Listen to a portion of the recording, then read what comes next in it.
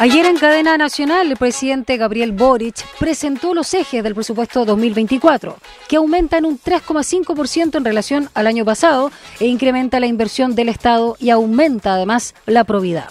Y uno de los ejes es la creación de un sistema nacional de cuidados que reconozca, redistribuya socialmente el trabajo de cuidar que hoy recae mayoritariamente en las mujeres. Esto también de acuerdo al mandatario, pero las cifras lo ratifican. Y en ese sentido se contempla el aumento de un presupuesto en un 20%.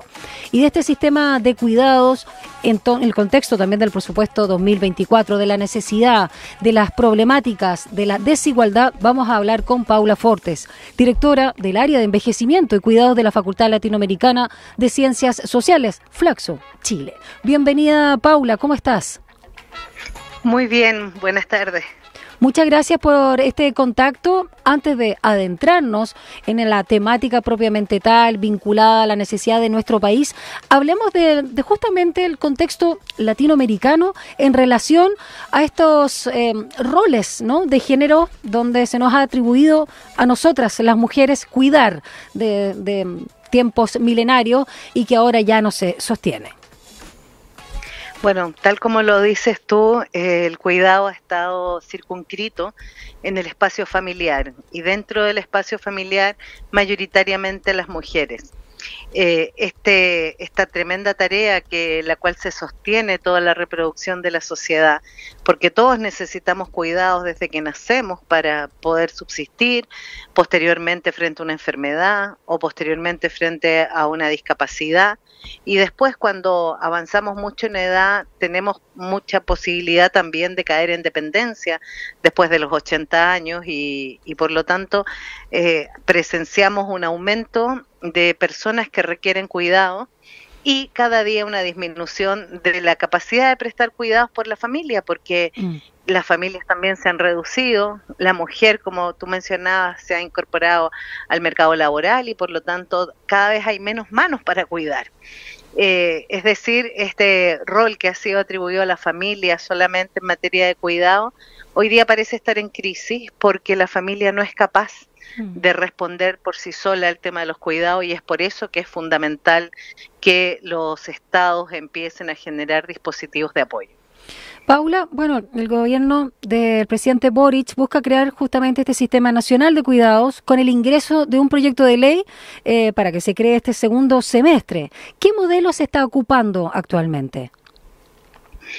Mira, en el caso europeo, desde hace ya bastantes décadas, se ha ido generando todo un pilar de servicios sociosanitarios dedicados al cuidado.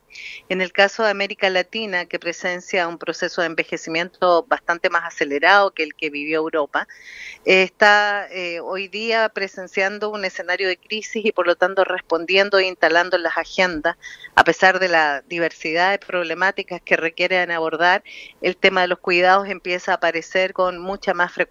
Yo diría con mucha más fuerza después de la pandemia, donde ha quedado de manifiesto lo que son las necesidades de cuidado y las carencias que estas están presentando.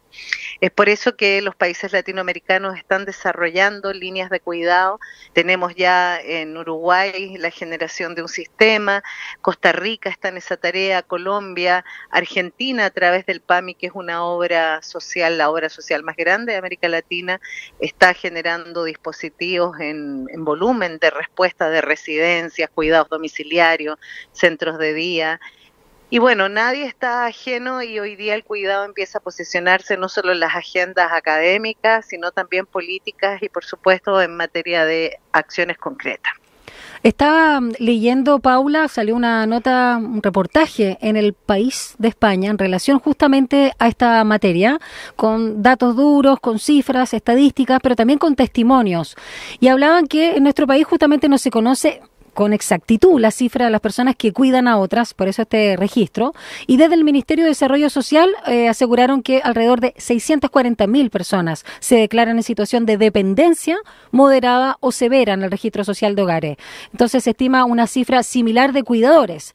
En noviembre del 2022 el gobierno implementó entonces esta plataforma que conocemos como para el registro de cuidadores y a julio de este año 54.000 personas se han identificado como tal. ¿Cuál ¿cuál es el perfil, junto con el tema de género, que lo tenemos un poco claro, pero el perfil de estos cuidadores, no solamente son mujeres, pero sobre todo pensando que, por cierto, no solamente no está remunerada esta labor, sino la implicancia que tienen en su propia salud mental y, por supuesto, su realización personal? Bueno, yo creo que es importante separar dos conceptos. Una, los cuidados temporales, que son los cuidados que requieren los niños, las personas con una enfermedad por un tiempo determinado, y los cuidados de larga duración, que tienen que ver con personas con discapacidad que requieren de un otro para realizar sus actividades de la vida diaria, o las personas mayores dependientes que requieren de un otro para realizar las actividades de la vida diaria, ya sean funcionales como vestirse, alimentarse, y también las actividades instrumentales como comprar los alimentos que se requieren, etcétera. El volumen de esa población se estima un poquito más de lo que aparece ahí en el reportaje del país. Tenemos un problema de registro, sin lugar a dudas, porque lo que se ha manifestado es el registro social de hogares, que es autorreporte, pero sin lugar a dudas la cifra supera a esa cantidad. Y lo que está haciendo el gobierno es tratar de precisar un poco más sobre ese registro y sobre ese perfil.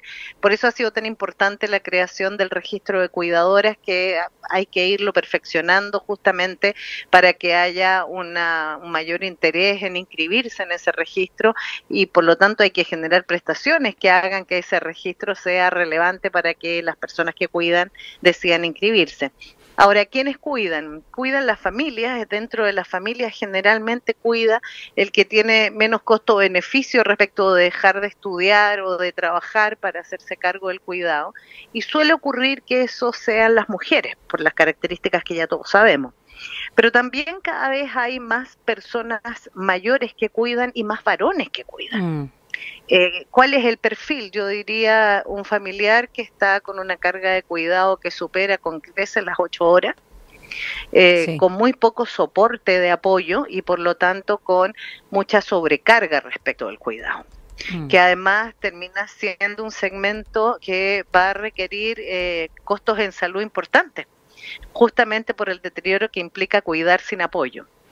Exacto. Es un perfil, sí, claro, y eso, por eso es tan importante el registro, pero más allá del registro yo creo que tenemos que llegar a precisar los datos.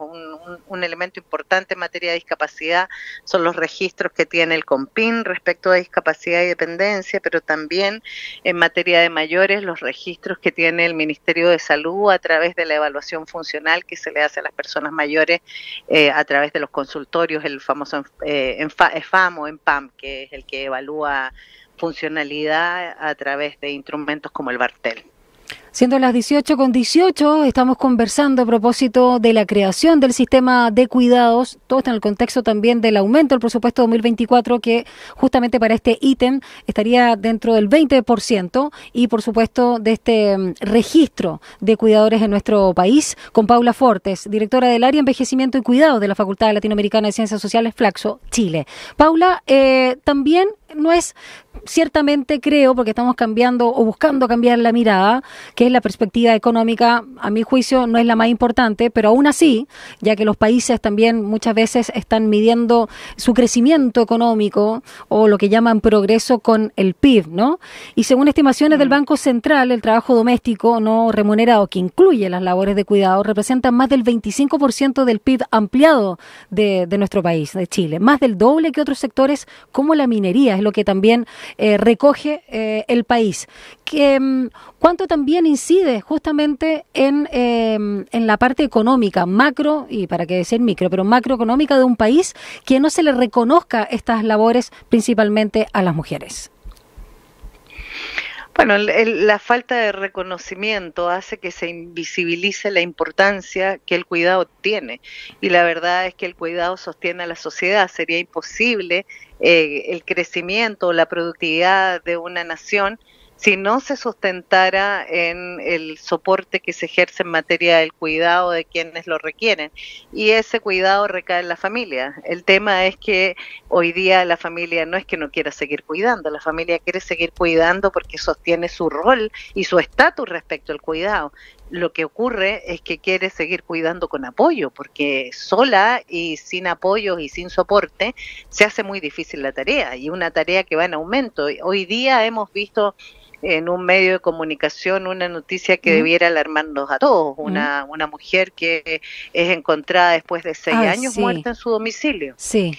Yo creo que eso muestra una de las caras más crudas respecto Espantoso. a este tema. El abandono total. Claro, o sea, cuánta soledad. Exacto. Y cuánta desinterés o ¿cómo llamarlo? De verdad. ¿Desidia? Sí, es impresionante. Claro, la falta de reconocimiento de esta situación, ¿no? Que lleva como una negar su existencia. Claro, tenemos un escenario de soledad, de personas que ya ni siquiera existe la familia. Entonces tenemos que buscar mecanismos, porque no pueden seguir muriendo con ciudadanos en el abandono total. Como también tenemos un escenario de muchos chilenos que están hoy día en hospitales ocupando camas sanitarias por problemas sociales, porque se resuelve el problema médico que lleva una persona a una hospitalización, pero no pueden ser dados de alta porque no tienen quien los cuide. Ahora, esto para el que no esté convencido respecto de los valores y los derechos humanos, por lo menos entonces convénzanse desde la perspectiva de la eficiencia, porque el gasto de una cama sanitaria es mucho más alto que el gasto de una cama residencial en una residencia o en una vivienda con cuidados. Entonces, yo creo que ya esto es un tema que no es solo teórico o de valores o de derechos, es un tema práctico. Tenemos una crisis del cuidado de la cual hay que hacerse cargo y que si no los costos van a ser mucho más altos respecto de quienes requieren cuidado y respecto de quienes cuidan en soledad. Paula, ¿cómo se está, digamos, presentando y generando las directrices del Sistema Nacional de Cuidados que ha anunciado el presidente Boric? ¿Cuáles tú crees que son los puntos más delicados o dónde se debería fortalecer? Porque, claro, partimos con el registro de personas cuidadoras, pero tiene 6 ejes, ¿no? Entonces, en ese sentido también está el fortalecimiento de los programas de cuidados domiciliarios, pero también el fomento de la capacitación y empleo formal para quienes ejercen justamente esta tarea, que sea universal, el foco en las personas mayores. Hablemos también ahí qué es lo que podría también ayudar a fortalecer esta misma iniciativa. Mire, yo creo que como nunca en la agenda chilena el tema está instalado, se instala además en el programa del gobierno del presidente actual. Hay una convicción respecto a una evidencia que dice la urgencia de intervenir esta materia. Pero la generación de un sistema de cuidado, la generación de una política de cuidado, tiene que ver con recursos. Es decir, la cobertura, la capacidad y la calidad de la misma tiene que ver con recursos. Y hemos visto una buena noticia el día de ayer respecto a un aumento de un 20%, pero sin lugar a dudas insuficiente. O sea, cuando se aumenta un 20% de un presupuesto que es tan escaso, el aumento es bastante marginal. Y yo quiero hacer mención sobre eso porque la necesidad es urgente y necesitamos entonces un Estado y una comunidad que comparta la tarea del cuidado con la familia y con quienes cuidan, pero para eso se requieren recursos y quiero vincular esto justamente con la discusión tributaria, porque el pacto fiscal, como le llaman. Por supuesto, porque finalmente si queremos abordar con seriedad la dimensión de esta problemática, necesitamos abordarla con recursos. Y por otro lado, junto con abordarla con recursos, tal como tú manifestabas el tema de los empleos, los cuidados son un segmento que genera mucho empleo, es decir, no es solo gasto, es una tremenda oportunidad y no es un tema menor cuando los empleos se contraen. Justamente hemos estado viendo que por el desarrollo de las tecnologías se van suprimiendo plazas de empleo. Pues bien, la generación de servicios de cuidado va a generar un mercado de empleo y tiene que ir acompañado también con la capacitación y la entrega de herramientas para que el cuidado tenga un reconocimiento y una calidad. Sería muy triste que desde el cuidado precario que se ejerce hoy día en la familia, pasemos a un cuidado formal precario que también recae en las mujeres. Precario e inhumano por la falta de afecto que se pueda dar, claro, sí, hay un riesgo ahí. O laboralmente precario, con sueldos bajos, o sin coberturas previsionales, o sea, esta misma mujer que cuida en el espacio doméstico precariamente es la que sale finalmente a trabajar como cuidadora. Ahora, respecto de los modelos que tú hablabas, yo creo que es bien importante hoy día pensar que un modelo de cuidado tiene que reconocer los aportes de la familia y de la comunidad, pero además debe reconocer por sobre todo las preferencias de las personas. Y todos queremos que frente a una dependencia se nos cuide, ojalá, en el espacio habitual, es decir, en el domicilio. Eso es una cosa que está demostrada en el mundo. La gente quiere recibir cuidados en su espacio habitual y por lo tanto hay que entender que tenemos que pensar una ciudad que cuida, es decir, servicios de proximidad, servicios en el domicilio y además un modelo de cuidado que fomente la autonomía, que recoja las preferencias, que respete a las personas. Yo siempre hablo que hay dos formas de cuidar. Una que es cuidar para no morir, ¿no? Que es alimentarnos, higienizarnos, mantener, una mantención casi. Etcétera. Mantención. Sí. Y otra es cuidar para querer vivir, y eso significa poder fomentar el poder tener un proyecto de vida, poder tener inclusión, participación, etcétera. Probablemente las residencias van a ser un dispositivo que se requiere y que sin lugar a dudas se va a seguir necesitando, pero que sea el último dispositivo en el peldaño.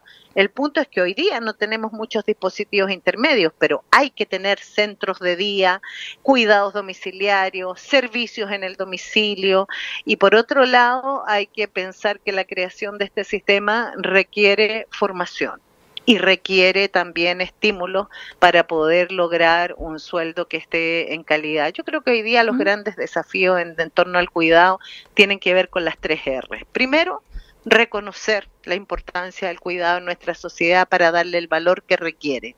En segundo lugar, redistribuir. No puede estar solo en las manos de un familiar o de una mujer especialmente. Por lo tanto, tenemos que redistribuir entre géneros, tenemos también que redistribuir la carga del cuidado en la familia, tenemos que pensar en territorios que cuidan, como es la experiencia de Bogotá con las manzanas de cuidado, y también tenemos que reducir la carga de cuidado que recae hoy día en los que cuidan. Bueno, como tú señalabas en esta oportunidad, Paula Fortes, pero también en otras, ¿no? El enfoque de atención centrada en la persona, que debería ser de perogrullo, pero no lo es.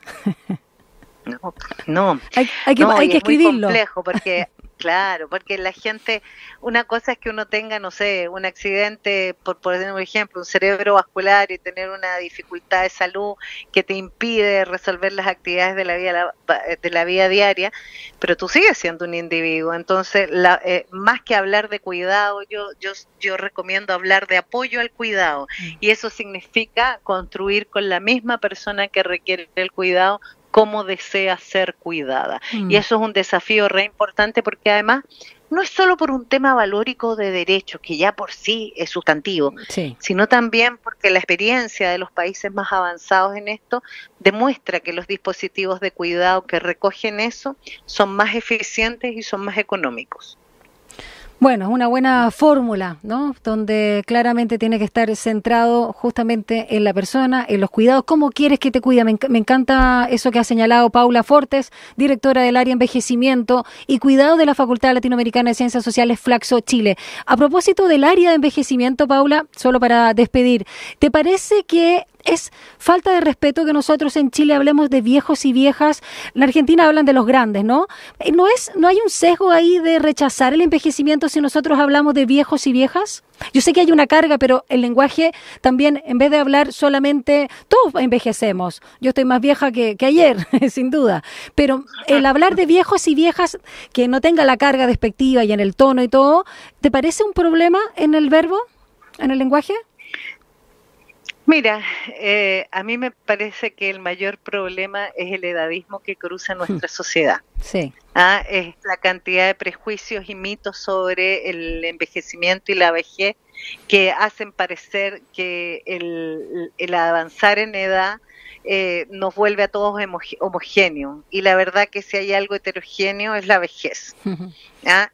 Ahora, a mí me gusta ocupar el concepto de derechos que se ha acordado en las Naciones Unidas, que son personas mayores. Sí. Me parece que los otros conceptos están muy cargados de prejuicios y estereotipos, pero además me parece que enfrentamos otro desafío, que es empezar a segmentar, porque no es lo mismo tener 60 años que 70, que 80, que 90 y que hoy día 100. Entonces tenemos que empezar a también pensar en una tercera y cuarta edad y quinta edad si es necesario, y tenemos además que educarnos respecto del envejecimiento y la vejez, porque es tanta la ignorancia que durante esa ignorancia se cosechan muchos prejuicios que son falsos. Ahora, es interesante lo que señalas, con esto termino, pero me entusiasmé con el tema de las palabras, porque antes, ¿te acuerdas? Más allá de menor de edad, por un tema penal, se hablaba de menores, ahora no, niños, niñas y adolescentes. Y si uno, solo quiero reiterar acá, pero yo entiendo la carga que hay hoy, porque uno dice personas mayores, ok, pero mayores es siempre respecto a un otro, ¿no es cierto?